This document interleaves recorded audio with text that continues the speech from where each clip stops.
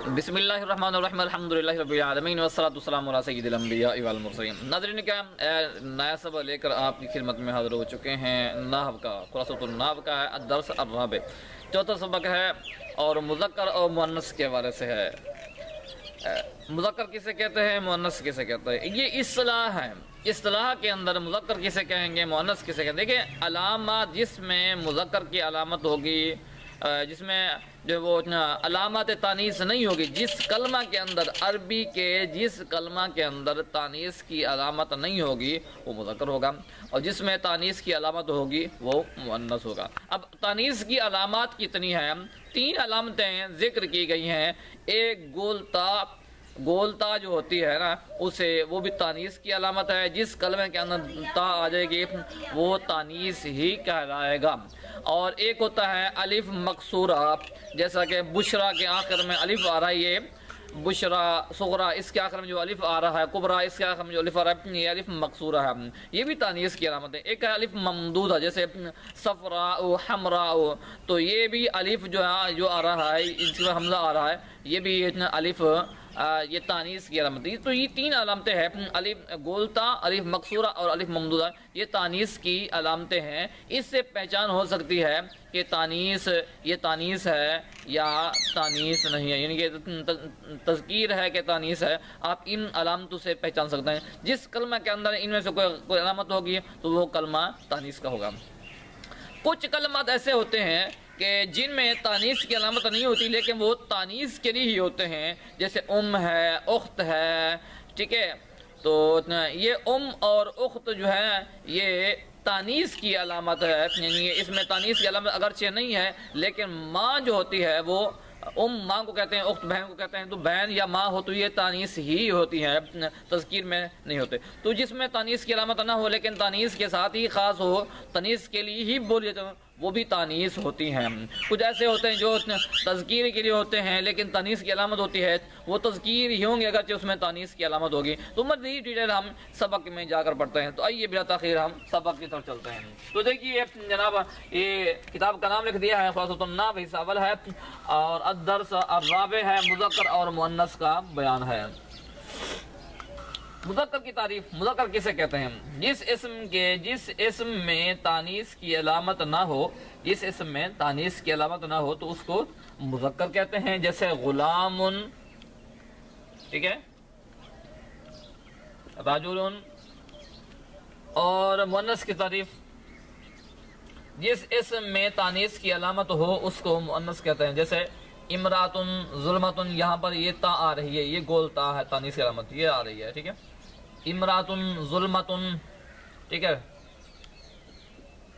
باقرتن، تو یہ تا جو ہے یہ تانیث کی علامت ہے، اس میں آئے گی یہ تانیث ہی کہلائے گی۔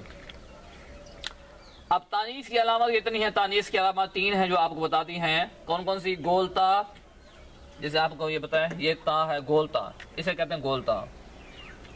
گولتا جیسے بقرتن، الف مقصورہ جیسے بشرا، الف ممدودہ جیسے صفراء اور حمراء، یہ الف مقصورہ ممدودہ، یہ الف ممدودہ ہے اور یہ الف مقصورہ ہے یا والا۔ تو جس میں گولتا، الف مقصورہ اور الف ممدودہ، یہ 3 علامتیں ہیں تانیث کی۔ اس کے بعد ہے الف مقصورہ کسے کہتے ہیں، الف ممدودہ کسے کہتے ہیں۔ انہوں نے کہا کہ الف مقصورہ اور الف ممدودہ جو ہے وہ تانیث کی علامت ہیں، تو اب ہمیں پتہ ہونا چاہیے کہ الف مقصورہ کسے کہتے ہیں اور الف ممدودہ کسے کہتے ہیں۔ دیکھیے، الف مقصورہ کی تعریف یہ ہے کہ اسم کے آخر میں الف کے بعد حمزہ نہ ہو اسے کہتے ہیں الف مقصورہ، جیسے بشرا۔ اب یہ الف ہے نا، اس کے بعد حمزہ نہیں ہے نا، تو یہ الف مقصورہ، جس الف کے بعد حمزہ نہ ہو اسے کہتے ہیں الف مقصورہ۔ اور الف ممدودہ کی تعریف یہ ہے کہ جس اسم کے آخر میں الف کے بعد حمزہ ہو اس کو کہتے ہیں الف ممدودہ، جیسے یہ ہے صفراء، یہ الف ہے، الف کے بعد یہ حمزہ آ رہا ہے، یہ الف ہے، اس کے بعد حمزہ آ رہا ہے، تو جس الف کے بعد حمزہ ہو اسے کہتے ہیں الف ممدودہ، اور جس الف کے بعد حمزہ نہ ہو اسے کہتا ہے الف مقصورہ، ٹھیک ہے۔ امید ہے آپ کو یہ چیزیں سمجھ آ گئی ہوں گی۔ آگے دیکھیں، مؤنث کی اقسام۔ مؤنث کی 2 قسمیں ہیں، ایک ہوتا ہے مؤنث حقیقی اور ایک ہے مؤنث لفظی۔ مؤنث حقیقی کسے کہتے ہیں؟ جس مؤنث کے مقابلے میں نر جاندار ہو نا، جس مؤنث کے مقابلے میں نر جاندار ہو، اس کا نر بھی ہو، اسے کہتے ہیں مؤنث حقیقی. جیسے امراتن، ٹھیک ہے، مؤنث حقیقی ہے. بقرتن مؤنث حقیقی ہے کیونکہ اس کے مقابلے میں نر جاندار آ رہا ہے. اور مؤنث لفظی کی تعریف یہ ہے کہ جس مؤنث کے مقابلے میں نر جاندار نہ ہو اسے کہتے ہیں مؤنث لفظی. جیسے ورقتن، جو ورقہ ہوتا ہے اسے کہتے ہیں ورقتن، تو اس کے مقابلے میں نر جاندار نہیں ہے، لہذا یہ مؤنث لفظی ہے. یہاں پر آپ یہ بھی لگا سکتے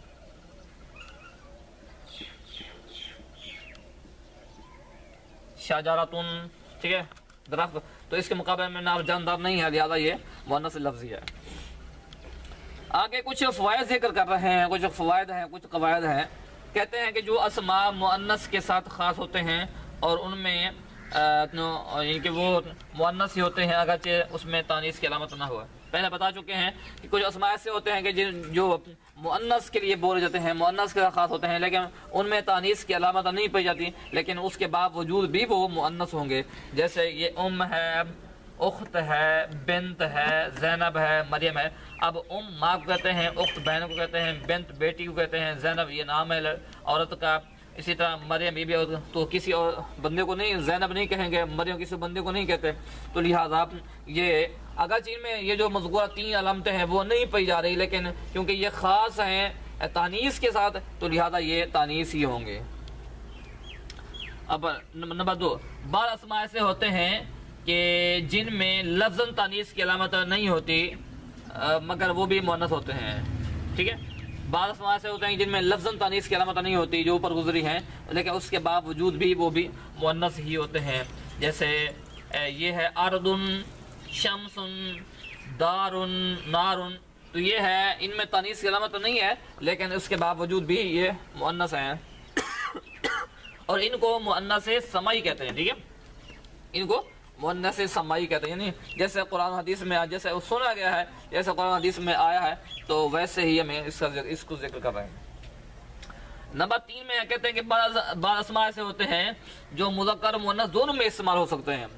وہ اسماء ایسے ہیں کہ وہ مذکر کے لیے بھی استعمال ہوتے ہیں اور مؤنث کے لیے بھی استعمال ہوتے ہیں. جیسے سبیل، طریق، حال، یہ ایسے لفظ ہیں جو مذکر میں بھی اور مؤنث میں اسی طرح استعمال ہوتے ہیں، دونوں کے لیے برابر.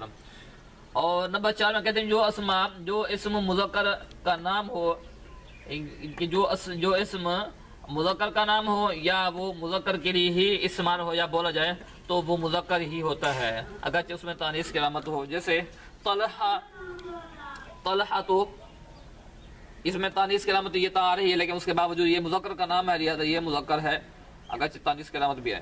خلیفہ، تو خلیفہ جو ہوتا ہے وہ مذکر ہوتا ہے تو مؤنث خلیفہ نہیں ہوتے، لہذا یہ بھی مذکر ہے اگرچہ اس میں تانیث کی علامت آ رہی ہے. اسی طرح اسامہ، تو یہ مذکر کا نام ہے. اسی طرح اور بھی کافی نام جس میں تانیث کی علامت ہوتی ہے لیکن ہوتے مذکر کے لیے ہیں، خاص ہیں یا مذکر کے لیے بولے جاتے ہیں تو وہ مذکر ہی کہلائیں گے.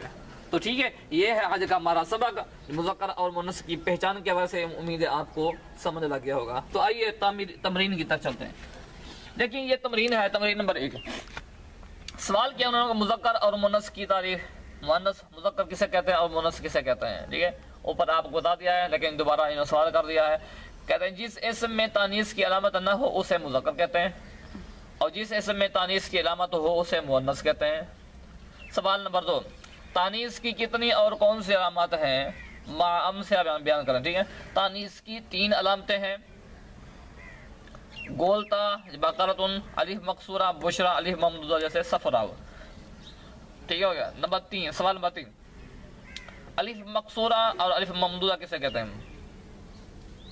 الف ممدودہ اور یہاں پر الف مقصورہ ہے، الف مقصورہ اور الف مقصورہ اور الف ممدودہ کسے کہتے ہیں؟ ٹھیک ہے، جواب یہ ہے جس اسم کے آخر میں الف کے بعد حمزہ نہ ہو. ٹھیک ہے، جس اسم کے آخر میں الف کے بعد حمزہ نہ ہو اسے الف مقصورہ کہتے ہیں اور جس اسم میں الف کے بعد حمزہ ہو اسے الف ممدودہ کہتے ہیں. ٹھیک ہو گیا. اس کے بعد سوال نمبر 4، مؤنث حقیقی اور مؤنث لفظی کسے کہتے ہیں؟ جواب، جس مؤنث کے مقابلے میں نر جاندار ہو اسے مؤنث حقیقی کہتے ہیں، ٹھیک ہے، جس مؤنث کے مقابلے میں نر جاندار ہو اسے مؤنث حقیقی، اور جس مؤنث کے مقابلے میں نر جاندار نہ ہو اسے مؤنث لفظی کہتے ہیں۔ مثال سے آپ کو سمجھا دیا ہے اوپر، تو جو سوال یہ ہوا ہے اس کے مطابق جواب آپ کو دے دیا ہے۔ تو آئیے تمرین نمبر 2 دیکھیں، کہتا ہے غلطی کی نشاندہی کریں، غلط جواب اور درست جواب۔ غلط جواب یہ ہے کہ اسم کے آخر میں الف کے بعد حمزہ نہ ہو تو اس کو الف ممدودہ کہتے ہیں۔ کیسے ہے؟ اسم کے آخر میں الف کے بعد حمزہ نہ ہو تو اسے الف ممدودہ کہتے ہیں۔ یہ سوال، یہ جو جواب ہے غلط ہے۔ درست جواب کیا ہے؟ درست جواب یہ ہے کہ الف کے بعد حمزہ نہ ہو تو اسے الف ممدودہ نہیں بلکہ الف مقصورہ کہتے ہیں۔ غلط جواب، جس مذکر کے مقابلے میں نر جاندار ہو اسے مؤنث حقیقی کہتے ہیں۔ جس مذکر کے مقابلے میں نر جاندار ہو اسے مؤنث حقیقی کہتے ہیں۔ تو یہ جواب جو غلط ہے۔ درست کیا ہے؟ جس مؤنث کے، مذکر نہیں بلکہ جس مؤنث کے مقابلے میں نر جاندار ہو اسے مؤنث حقیقی کہتے ہیں۔ غلط جواب ہے، جس اسم کے آخر میں تا ہو اسے مؤنث ہی کہیں گے۔ یہ ہے غلط جواب، جس اسم کے آخر میں تا ہو اسے مؤنث ہی کہیں گے۔ درست جواب یہ ہے کہ جس اسم کے آخر میں تا ہو اسے مؤنث ہی کہیں گے، لیکن شرط یہ ہے کہ وہ تا مذکر کا نہ ہو، ٹھیک ہے، وہ تا مذکر کے لیے استعمال نہ ہونے والا۔ جیسے یہاں پر آپ کو بتا دیا طلحہ، خلیفہ اور اسامہ مذکر کی تا ہے، تو جس اسم کے آخر میں تا ہو وہ مؤنث ہی کہیں گے، لیکن شرط یہ ہے کہ وہ تا مذکر کی نہ ہو، ٹھیک ہے۔ یہ تمرین نمبر 2 بھی آپ کو حل کرتی ہے۔ اب دیکھیں تمرین نمبر 3، انہوں نے کہا کہ مذکر اور مؤنث کو الگ کریں، مذکر اور مؤنث کو الگ کرنا ہے۔ مذکر کیا ہے؟ القرآن، اسامۃ، والد، خلیفۃ، رجل۔ تو یہ مذکر، القرآن بھی مذکر ہے کیونکہ اس میں تانیث کی علامت نہیں ہے، اسامہ اس میں تانیث کی علامت تو ہے لیکن یہ تا تانیث کی نہیں ہے بلکہ تا مذکر کی ہے، والد اس میں تانیث کی علامت نہیں ہے، خلیفہ یہ مؤنث مذکر کے ساتھ خاص ہے، رجل اس میں تانیث کی علامت نہیں ہے، ٹھیک ہے۔ القرآن، اسامۃ، والد، خلیفۃ، رجل یہ مذکر ہے۔ مؤنث کون سے ہیں؟ شمس، بیت، دار، نار، شاۃ، ٹھیک ہے، یہ مؤنث ہے۔ شمس جو سورج ہوتے ہیں، بیت گھر، دار اس کو بھی گھر کہتے ہیں، نار آگ، شام، شاۃ بکری، ماں کو کہتے ہیں۔ کہتے ہیں مؤنث حقیقی اور مؤنث لفظی میں لفظی کو الگ الگ کرنا ہے۔